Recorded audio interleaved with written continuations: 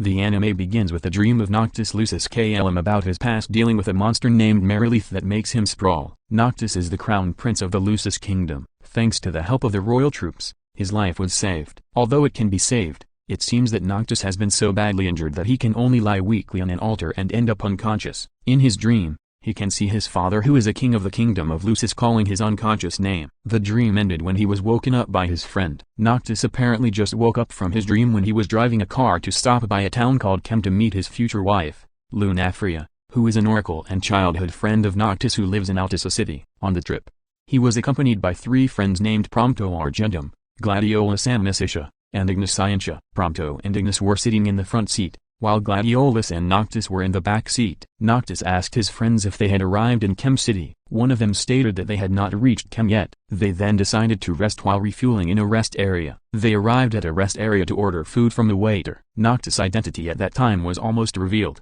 but Gladiolus handled it well. Noctis did leave the Lucis kingdom for no reason. They finished their food while chatting. Their conversation was dominated by a small feud between Ignis and Gladiolus, who commented on Noctis' spoiled nature. Meanwhile, they suddenly heard the news from the radio channel that the Lucis kingdom was under the rule of the Nilphaeum Empire and that the capital was in ruins in the aftermath of the occupation. This prompted Noctis to leave his kingdom, which was almost completely controlled by the Nilphaeum Empire. Hearing this, they rushed to continue their journey. During the journey, Noctis contemplates the state of his kingdom. He did not expect their capital to be attacked at this time. The war between the Lucis kingdom and the Nilphaeum kingdom had indeed been going on for quite some time. This also makes Noctis travel all the way to Kem City to reach the neutral zone. Night came. Noctis, Prompto, Gladiolus and Ignis decided to rest and set up a tent in a resting place. They sat in front of the bonfire while eating the dinner that Ignis had prepared. During their break, they discussed the increasingly desperate situation in their kingdom. Prompto was seen several times taking pictures from his camera in the middle of their dinner. He stated that the picture would be a memorable memory of their trip. Noctis then expressed his gratitude to his friends who had made this trip. It was getting late,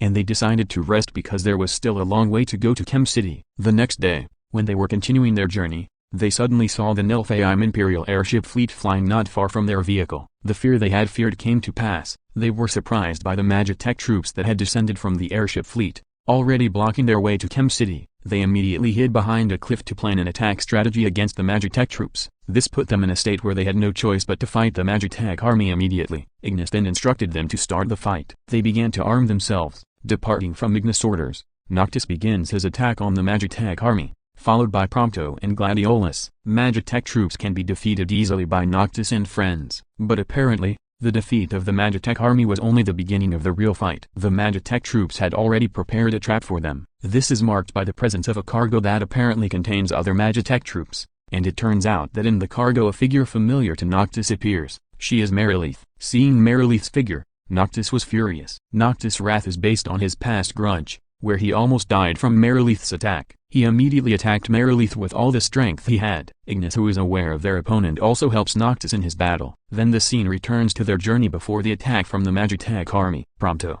who was driving at that time, was suddenly startled by a wild deer crossing in the middle of the road. The incident caused their vehicle to veer off the highway. Ignis, who was sitting next to Prompto, ordered him to be careful.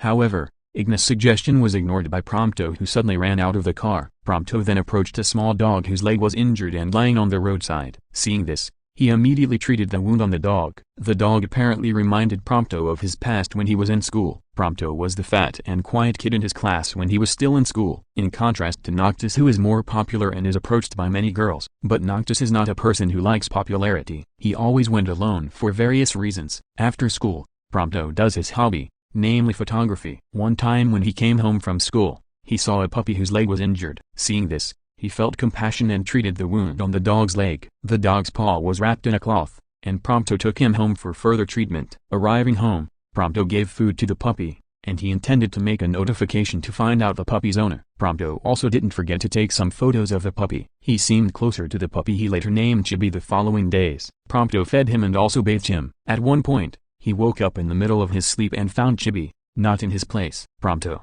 who panicked, then tried to find Chibi in all corners of the city. Somewhere else, a girl found her dog suddenly running into the yard. In the yard, her dog named Prina appears. Prina is a puppy who disappeared and was saved by Prompto. The girl saw a cloth wrapped around the dog with Prompto's name. The next day Prompto got a letter. It turned out to be Lunafria, who thanked him for taking care of her lost dog. In addition, Lunafria, who is also Noctis's fiancée, asks Prompto to befriend Noctis. The letter from Lunafria made Prompto begin to approach Noctis. Noctis was standing in the corner of the school when Prompto approached him. The clumsy Prompto accidentally fell, and Noctis reflexively helped him. While helping, Noctis commented that Prompto's body was too big. Soon the school bell rang, and Noctis rushed back to his class. At Noctis' words, Prompto contemplated and determined to take care of his body. He started his training regardless of time and weather, thanks to his persistence. Finally, at some point, he had reached his ideal weight when he was approaching his teens. With this ideal weight, he ventured to start approaching Noctis. Noctis,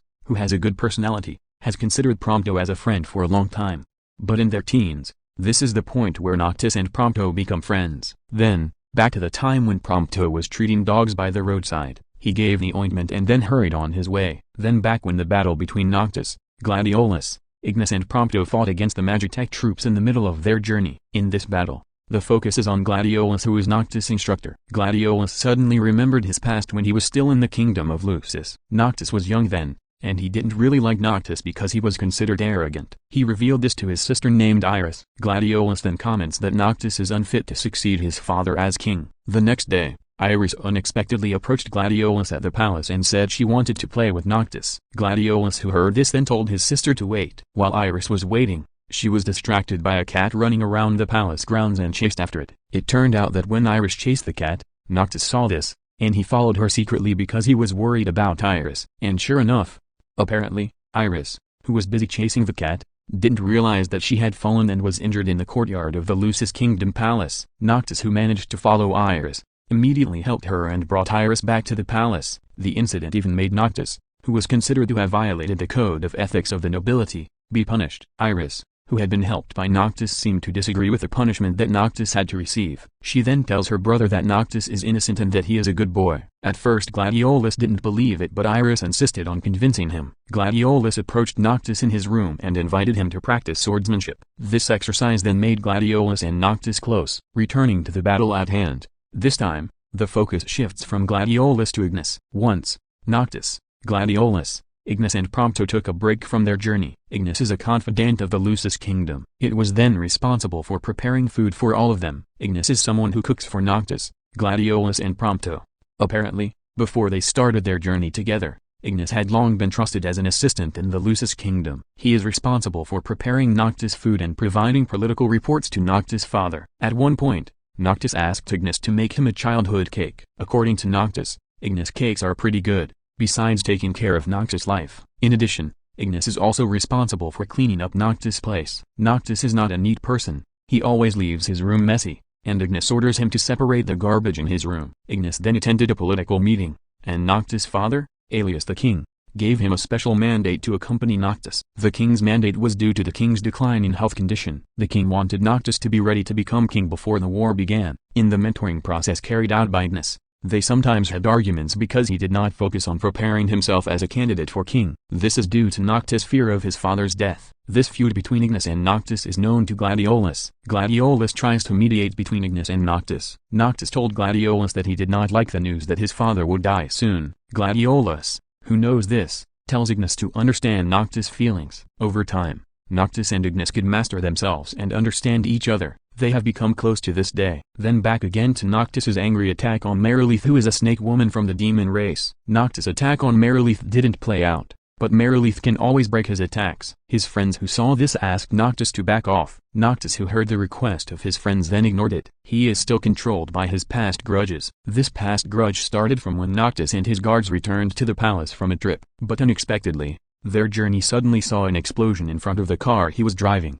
Apparently, the explosion was the start of a sudden attack by the demon race, which in this case is Merilith. His bodyguards immediately formed a formation to protect Noctis, who was the prince of the Lucis Kingdom. Merilith suddenly attacks Noctis' group and causes Noctis to fall almost dead. Merilith's attack also resulted in the death of many of the royal troops. Seeing this, Noctis' father did not remain silent and launched the arsenal of soul attack, which was able to defeat Merilith and fall into the abyss. Noctis then wakes up and returns to the present, where he is directly fighting Merilith. Merilith is not an easy person to defeat because, in the end, she made Noctis fall into the ocean from the cliff where they fought. Ignis, Gladiolus and Prompto did not remain silent and immediately attacked Merilith from various sides. Meanwhile, Noctis, who was drowning, suddenly had a sight of his father. He then gets the power that was exhausted due to fighting Merilith relentlessly. This greater power gave him a strong push until he could rise from the sinking and immediately lunged at Merilith, who was currently facing Noctis' friends. Noctis then launches an arsenal of soul attack that cuts off Merilith's head. The battle ended because of Merilith's death. Noctis,